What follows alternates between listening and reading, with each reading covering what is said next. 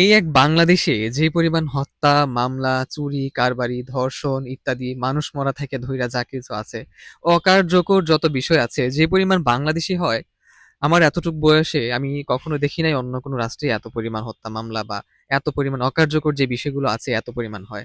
যত যত পরিমাণ হয় এই বাংলাদেশে। এই ঈদ আসতে না আসতেই গতকালকের ঘটনা টাঙ্গাইল রোডে আপনারা ইতিমধ্যে সকলেই অবগত আছেন।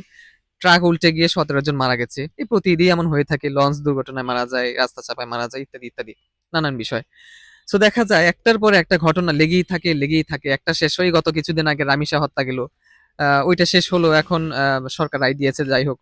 মোটামুটি একটা আশ্বাস দিয়েছে। এখন আবার ঈদ এসেছে। ঈদের মধ্যে আবার মৃত্যুর সংবাদ।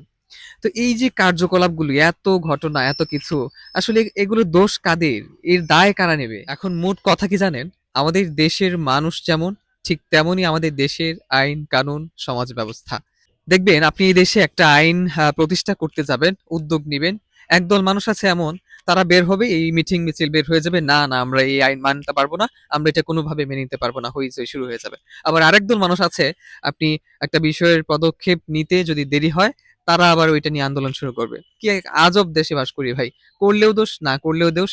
নানান বিষয়ে সবকিছু মিলিয়ে হচ্ছে একটা আম ধরা যেতে পারে বাংলাদেশ একটা প্যাচের জায়গা ভাই। এমন একটা প্যাচের জায়গা যেখানে আপনি এই প্যাচের মধ্যে পড়ে কোত্থেকে কি করবেন, কোনো আইন করবেন না কি করবেন কিচ্ছু কুল পাবেন না।